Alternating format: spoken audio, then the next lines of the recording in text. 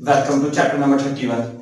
हमने जो पिछली वीडियो में सीखा था, क्या सीखा था? अगर आप कोई सर्विस प्रोवाइडर हो, सर्विस प्रोवाइड करते हो, कोई भी सर्विस प्रोवाइड हो सकता है, कंसल्टिंग, कोई भी सर्विस, तो उसके अकॉर्डिंग मैंने क्या बताया था आपको, प्लानिंग और स्ट्रेटजी बताई। आज जो हम बात करने वाले हैं, आज हम बात करेंगे अगर आप कोई ई कॉमर्स बिजनेस है, ठीक है, तो उसके लिए हमें क्या, किन चीजों का ध्यान रखना और क्या स्ट्रेटजी या क्या प्लानिंग होनी चाहिए। तो एग्जांपल लेते हैं, कोई रेस्टोरेंट है, वो डोसा प्रोवाइड कराता है 300 रुपीज का, ठीक है, वो क्या करता है 300 रुपीज का डोसा प्रोवाइड करता है। तो एक कस्टमर को एक्वायर करने के लिए उसे कितनी कॉस्ट लगानी चाहिए या कितने रुपए से एक कस्टमर को एक्वायर करने के लिए लगाने चाहिए, एड पे या किसी भी उस पे, 100 या 200?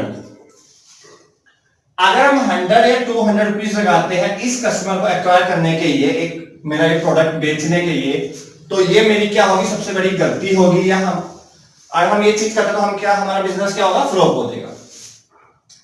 अब एग्जांपल लेते हैं, 300 रुपीज का मेरा डोसा है, तो एक महीने में वो एक बार तो खाएगा नहीं, लगा के चलते 2 बार खाता है, तो 300 इंटू 2 हो गया 600। अब एक साल की अगर वैल्यू लगाऊं तो ये हो गया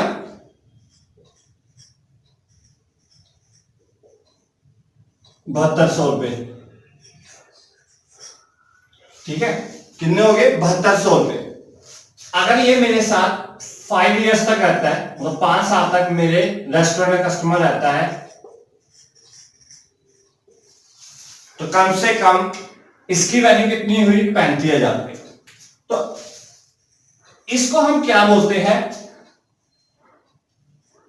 LVC, life time value of customer, ठीक है। मेरे कस्टमर की जो वैल्यू है लाइफ टाइम, वो कितनी है, 35,000। अगर ये रेस्टोरेंट इसको एक्वायर करने के लिए 6,000 रुपीज लगाता है, अब यहां पे टर्म आएगी कॉस्ट पर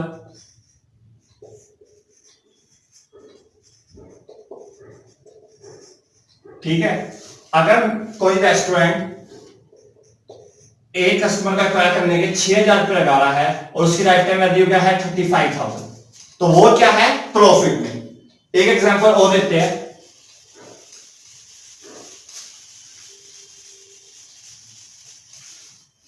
एक इंस्टीट्यूट का एग्जांपल ले लेते हैं।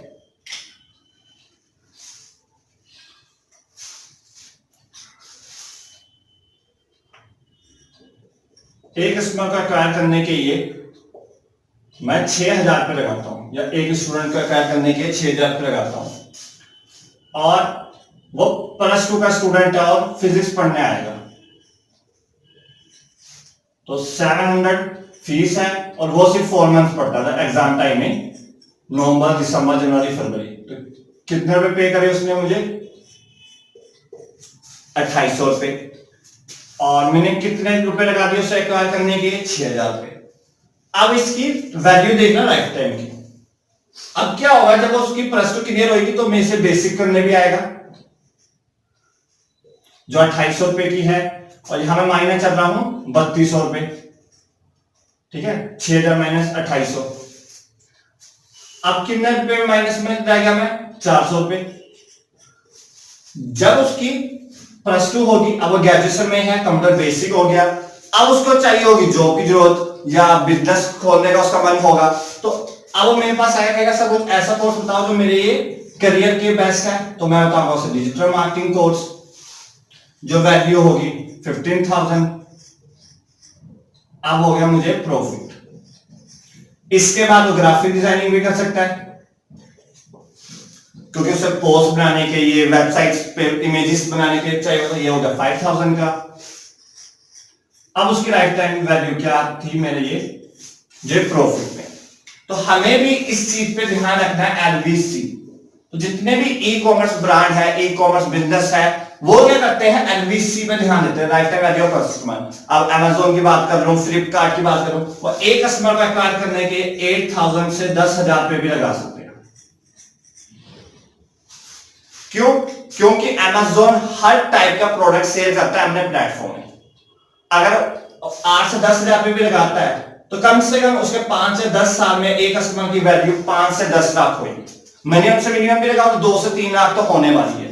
तो अब देखो 8 से 10,000 रुपए लगाया और कमाया उसने 3 लाख रुपए, कमाया उसने 5 साल में, मान के चलो, पर लगाया तो उसने इतना ही है एक कस्टमर को एक्वायर करने के। और यहां पे क्या है, वो प्रॉफिट पे। तो हर ई कॉमर्स बिजनेस पे हमें क्या ध्यान देना है, अपने कस्टमर की लाइफ टाइम वैल्यू। तो जब भी कोई कस्टमर को एक्वायर करोगे तो आपको अपने प्रोडक्ट के अकॉर्डिंग उसे एक्वायर करने की कॉस्ट डिसाइड करनी है। अब करते हैं प्लानिंग की। तो जैसे कि हमने पिछले वीडियो में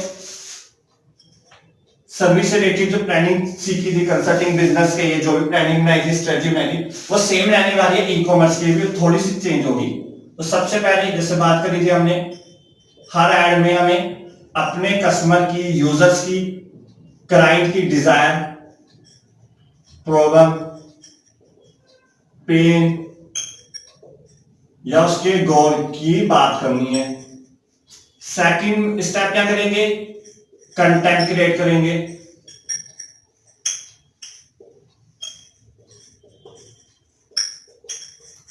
अगर वो वीडियो फॉर्मेट में हुआ तो बेस्ट है, ठीक है। कम से कम जैसे बात करी थी 5 से 10, मिनिमम है 5 से 10।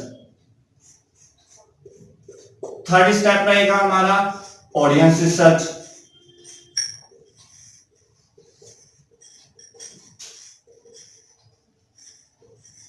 फोर्थ स्टेप एड क्रिएट करेंगे, वीडियो व्यूज। अगर वीडियो की जगह आपका कंटेंट ब्लॉग है, वेबसाइट है, लैंडिंग पेज है, तो ऐड लगाएंगे यहां ट्रैफिक वाली।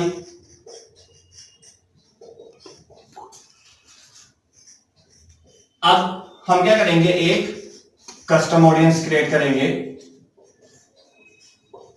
किन लोगों की, जो हमारी वीडियो को देख चुके होंगे, कम से कम 25%, 50% या 95%, ठीक है। फिर दूसरी ऑडियंस बनेगी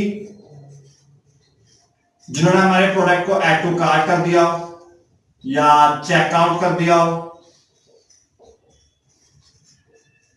या परचेज कर दिया हो। जिन्होंने परचेज कर दिया वो हम दूसरा प्रोडक्ट तो खरीदेंगे।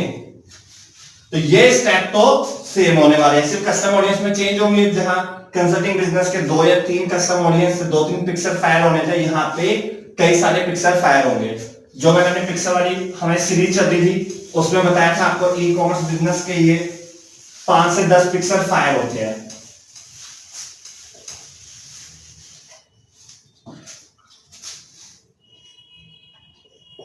सिक्स स्टेप हम एक और ऐड बनाएंगे, ठीक है।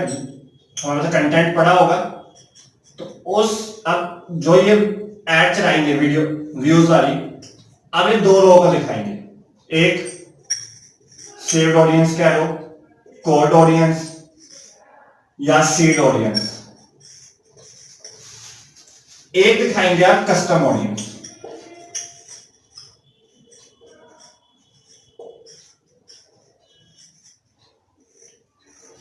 तो ये हमारी स्ट्रेटजी रहेगी ई कॉमर्स बिजनेस के लिए। तो दोबारा बता दो, हमें सिर्फ 2 चीजों पे ध्यान जरूर देना है, LVC, life time value of customer, और सीपीए।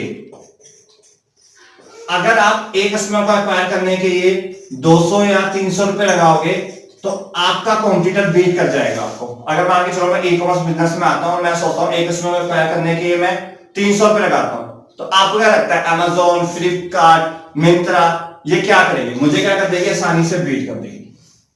तो मुझे एक कस्टमर को लगाने की जो कॉस्ट है, कॉस्ट पर उस पर ध्यान देना है, और एलवीसी पे ध्यान देना है, life time value of customer. ठीक है, thank you for watching this video.